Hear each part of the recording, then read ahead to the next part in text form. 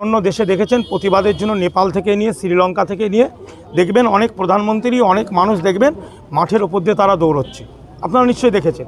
সেরকম একটা ব্যাপার আমাদের ঘটাতে হবে, তাছাড়া কোনো লাইন নেই আমি দেখতে পাচ্ছি। কিন্তু এখানে শুধু এই জাত ভেদাভেদ করবেন না, মানুষ আমরা আদম সন্তান, এটা চিন্তা করে আমাদের কাঁধে কাঁধ মিলে লড়াইটা কাল থেকে গতকালকে সুপ্রিম কোর্ট রায় দিয়েছে, আগামী বুধবার থেকে প্রত্যেকটা পঞ্চায়েত বেসিস যদি আপনারা হিয়ারিংয়ের সুব্যবস্থা না করেন এবং অসহায় দেশের নাগরিকদের যাতায়াতের নিরাপত্তা আপনারা না দিতে পারেন, তাহলে আগামীকাল থেকে আমরা বিডিও অফিস ঘেরাও করব।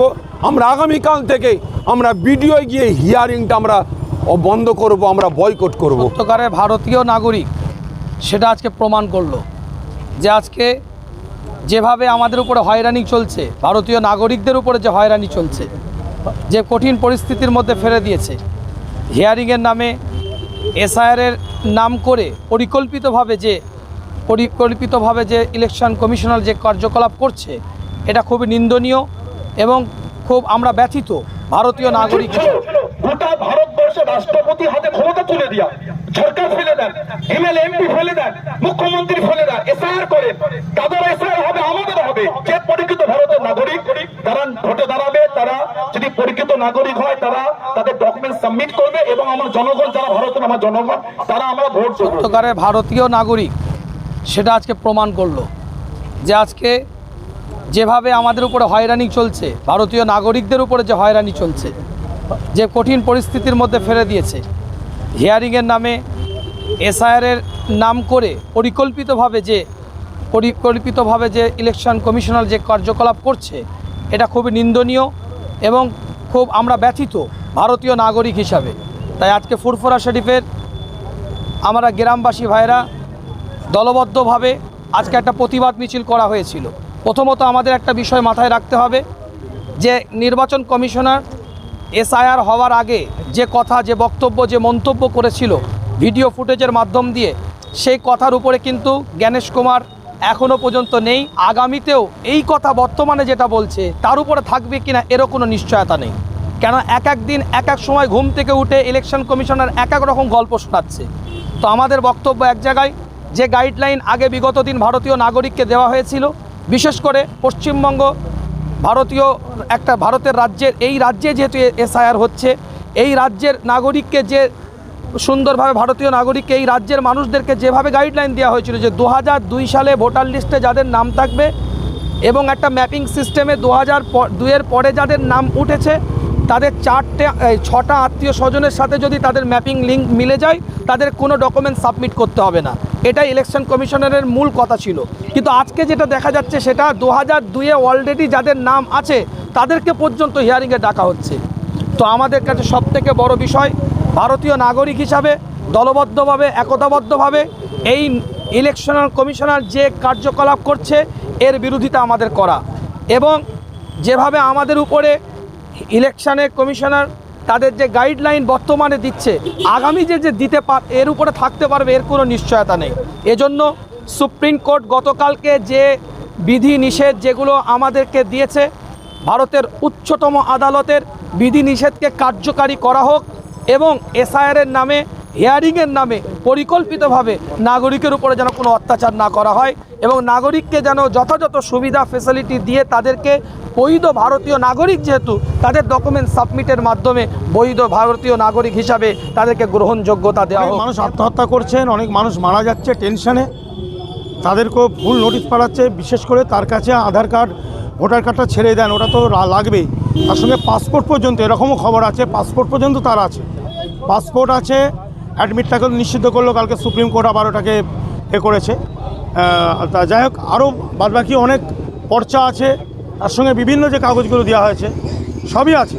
কিন্তু তার বাদেও তাকে বলছে আপনার একটা নাম, জাস্ট একটা নাম, একটা অক্ষর, একটা লেটারের জন্য বলছে আপনার নাম্বার, আপনি নেই।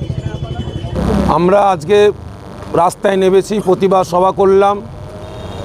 ইলেকশন কমিশনার আমার দেশের সংবিধান বিরোধী কাজ করছে, তার বিরুদ্ধে আজকে আমরা রাস্তায় নেমেছি। কারণ আমরা দেখছি ইলেকশন কমিশন যার 4টে ছেলে তাকে 6টা ছেলে বলে নোটিশ পাঠাচ্ছে, যার 6টা ছেলে তাকেও নোটিশ পাঠাচ্ছে। এবং যার নাম ভুল তাকেও নোটিশ পাঠাচ্ছে। আমার কাছে কথা হলো যে আমার ভারতবর্ষের কোন সংবিধানে লেখা আছে যে 4টে 6টা 7টা 8টা করে সন্তান নেওয়া যাবে না? কোন সংবিধানে লেখা আছে? আজকে আমার দেশের প্রধানমন্ত্রী তারও তো ভাই বোন 6টা, আমার দেশের স্বরাষ্ট্রমন্ত্রী তারও তো ভাই বোন 6টা, আমার রাজ্যের মুখ্যমন্ত্রী তারও তো ভাই বোন 7টা, কই তাদেরকে তো হিয়ারিং নোটিশ পাঠানো হলো না? আজকে দেশের জনগণকে হিয়ারিংয়ের নোটিশ পাঠিয়ে তাদেরকে নাজেহাল করা হচ্ছে। এখন তারা বলছে না নামের মিসম্যাচ আছে, নামের অক্ষর ভুল আছে। তাহলে তাই যদি হয় 2002 সালে আমার নাম ছিল সাফেরি সিদ্দিকি ছিল না। আমি 2007-এ 2008-এ 2010-এ 2015-য় ইলেকশন কমিশনার যে ফর্মটা দিয়েছিল সেই ফর্ম ফিল আপ করে আমি আবার সংশোধন করলাম, সাফেরি সিদ্দিকি করলাম। কিন্তু করার পরে আমার কাছে যখন আই কার্ডটা আসছে তখন আর সাফেরি সিদ্দিকি নয়, তখন সাফারি সিদ্দিকি হয়ে গেছে। ভুলটাকে করেছে ইলেকশন কমিশনার করেছে, যারা ভোটার আই কার্ডের ডিপার্টমেন্টে আছে তারা ভুল করেছে, আবার তারা নিজেরা ভুল করে দেশের জনগণের কাছে আবার হিয়ারিংয়ের নোটিশ পাঠাচ্ছে, আপনার নাম ভুল আছে, আপনাকে ডাকা হচ্ছে হিয়ারিংয়ের জন্য। আমরা এসআইআরের বিরুদ্ধে নই, আমরা হিয়ারিংয়ের বিরুদ্ধে নই, কিন্তু এই হিয়ারিংয়ের নামে যেভাবে আমার রাজ্যের জনগণকে নাজেহাল করা হচ্ছে, হেনস্থা করা হচ্ছে, আমরা তার বিরুদ্ধে। আজকে আমার বাপের 4টে ছেলে, আমাকে বলা হচ্ছে আপনার 6টা ছেলে, আপনি প্রমাণ করুন। তাহলে আমরা 6 ভাই, আমরা তো 4 ভাই, আবার এক্সট্রা 2টো ভাই পাবো কোথা থেকে? আমার বাপ কি অন্য জায়গায় কোনো জায়গায় কিছু করে রেখেছে? সেই ভাইগুলো আবার এখানে অ্যাড হয়ে গেছে। তাহলে এর জন্য দায়ী ইলেকশন কমিশন। তাহলে আজকে আমি অনুরোধ করব, যাদের কাছে যারা 4 ভাই তাদেরকে 6 ভাই দেখানো হয়েছে, তাহলে ইলেকশন কমিশন তাহলে আপনারা সেই শূন্যস্থানগুলো পূরণ করুন। আপনারা 2টো করে ব্যাটার সেই বাপের কাছে পৌঁছে দিন। আজকে এভাবে আপনারা জনগণকে নাজেহাল করছেন, অবিলম্বে নাজেহাল করা বন্ধ করতে হবে। আজকে আমরা দেখতে পাচ্ছি মানুষ শুধু অসুস্থ হসপিটালে ভর্তি আছে, অ্যাক্সিডেন্ট করেছে হসপিটালে ভর্তি আছে, ক্যান্সারের পেশেন্ট হসপিটালে ভর্তি আছে, অক্সিজেন নিয়ে পড়ে আছে, তাদেরকে পর্যন্ত হিয়ারিংয়ের জন্য ডাকা হচ্ছে। আজকে কত দেখতে পাচ্ছি সোশ্যাল মিডিয়ার মাধ্যমে যে হিয়ারিংয়ে গিয়ে তারা সঙ্গে সঙ্গে তারা অক্সিজেনের অভাবে তারা মৃত্যুবরণ করছে। আজকে আমি মনে করব আমার রাজ্যে যতগুলো মানুষ মারা যাচ্ছে এই হিয়ারিংয়ের নামে, কমিশন তাদেরকে মার্ডার করছে। অবিলম্বে আমি আমার রাজ্যের, আমি আমার দেশের ইলেকশন কমিশন যিনারা আছেন তেনাদের কাছে অনুরোধ করব, আগামী কাল থেকে, যেহেতু গতকালকে সুপ্রিম কোর্ট রায় দিয়েছে, আগামী বুধবার থেকে প্রত্যেকটা পঞ্চায়েত বেসিস যদি আপনারা হিয়ারিংয়ের সুব্যবস্থা না করেন এবং অসহায় দেশের নাগরিকদের যাতায়াতের নিরাপত্তা আপনারা না দিতে পারেন, তাহলে আগামী কাল থেকে আমরা বিডিও অফিস ঘেরাও করব। আমরা আগামীকাল থেকে আমরা বিডিও গিয়ে হিয়ারিংটা আমরা বন্ধ করব, আমরা বয়কট করব। আগে উচিত ছিল গোটা ভারতবর্ষের রাষ্ট্রপতি হাতে ক্ষমতা তুলে দেওয়া, সরকার ফেলে দেন, এমএলএ এমপি ফেলে দেন, মুখ্যমন্ত্রী ফেলে দেন, এসআইআর করেন।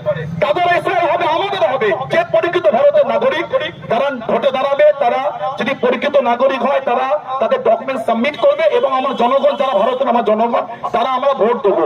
আমাদের জনগণের জন্য ভোটার লিস্টে সার্চ করা হচ্ছে, বাট নেতাদের জন্য কেন করা হচ্ছে না? আজকে যে মুখ্যমন্ত্রী যিনি ভারতের মসনাদে বসে আছেন, এই জনগণের ভোটে মসনাদে গিয়েছে, রাজ্যের মুখ্যমন্ত্রী তিনি মসনাদে গিয়েছেন, আর ভারতের প্রধানমন্ত্রী মসনাদে গিয়েছে, আমাদের ভোটে গিয়েছেন। মুখ্যমন্ত্রী, প্রধানমন্ত্রী, এই পদগুলি আমাদের জন্য হয়েছে। জনগণ নেতা ঠিক করে, নেতা জনগণ ঠিক করে না। আমাদের ভোটে যারা নেতা হয়েছেন তারা এসি ঘরে বসে নতুন নতুন নিয়ম তৈরি করছেন, আর আমাদের ভোটে যারা জনগণ ভোট দিয়ে এসি রুমে পাঠিয়েছে সেই চরিত্রহীন নেতাগুলো আমাদেরকে রোদে দাঁড় করিয়ে রাখছে। এত চরিত্রহীন নেতা হতে হয় না, নেতাদের ভদ্র নম্র সভ্য হতে হয়, বিনয়ী হতে হয়। জনগণের ভোটে ভোট নিয়ে আপনি নেতা হয়েছেন আর জনগণের সে বিচারিতা, এটা কিন্তু উচিত নয়। আপনি জানবেন তার উত্থান আছে, তার পতন আছে। ফেরাউন একদিন গোটা বিশ্বের একটা ক্ষমতাবান রাজা ছিল, বাদশা ছিল, সেও কিন্তু পতন হয়ে গেছে। আজকে ফাঁসিবাদী সরকার অবশ্যই পতন হবে। আজকে গরিবের ঘরগুলোকে বল্টুজাতে ভেঙে দেওয়া হচ্ছে অবৈধ নাগরিক হিসাবে।